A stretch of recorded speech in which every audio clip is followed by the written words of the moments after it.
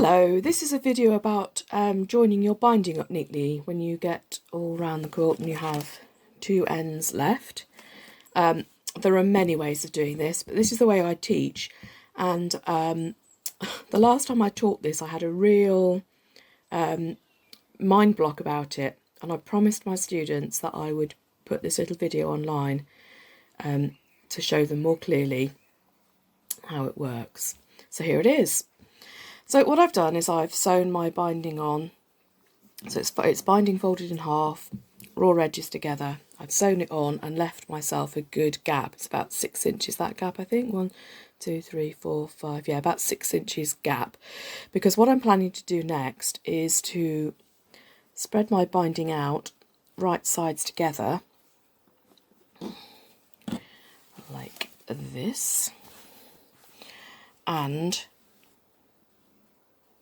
sew diagonally across here to join the binding up, like we did when we joined the strips in the first place. It was right sides together and it was sewing across as if you're inside the house. So there's the roof of the house and we're sewing as if we were inside the house across there.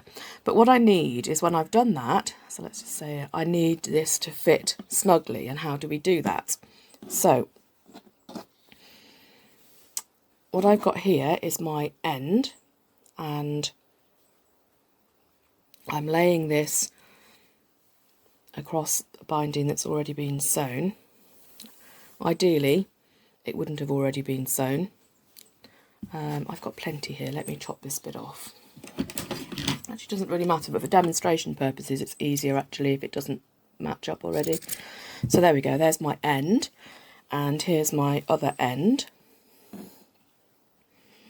And what I need to do is I need to overlap them by the width of the binding.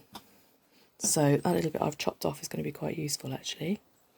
So this is 2.5 inch binding, but actually sometimes I prefer to do things by actually physically putting them against each other rather than measuring, because I'm rubbish with a ruler.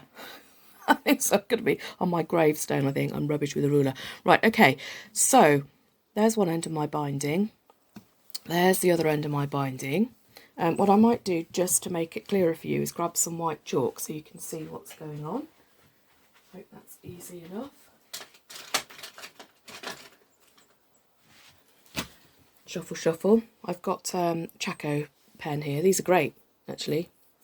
Right, so I'm just going to mark here because this is where the binding, this end of the binding laid down, comes to. So I'm just going to put a mark here, and then I need to cut this a binding width longer. So here's a little bit I chopped off. It's 2.5 inches because that's how long wide my binding is. I'm going to lay that there and put another mark. Okay, so I've got the width of my binding as an overlap. So don't do it the wrong side. If you do it this side, you'll end up with binding that's too short.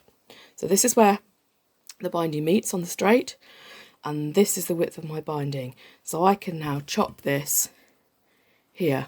Am I brave enough to do this live? There we go.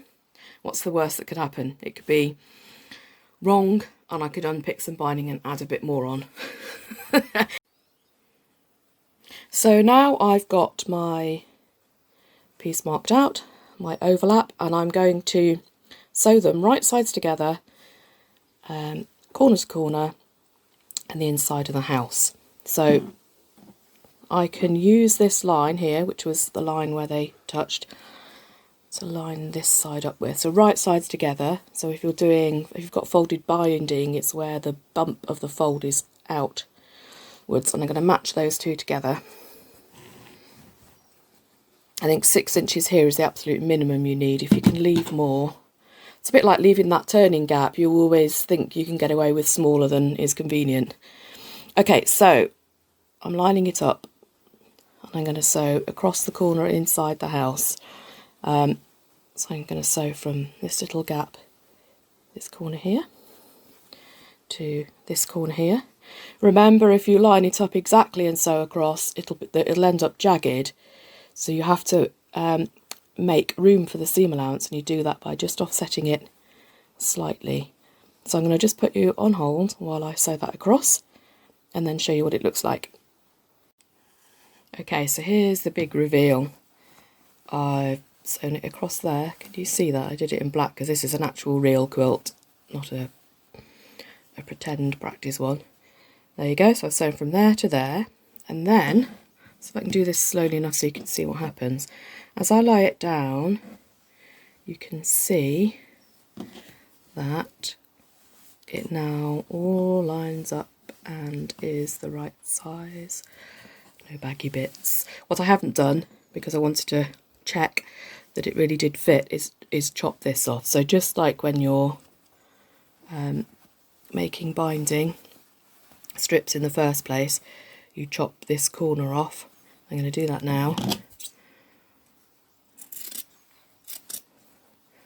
Making sure I haven't caught anything I shouldn't have done underneath. Let's feel a bump there.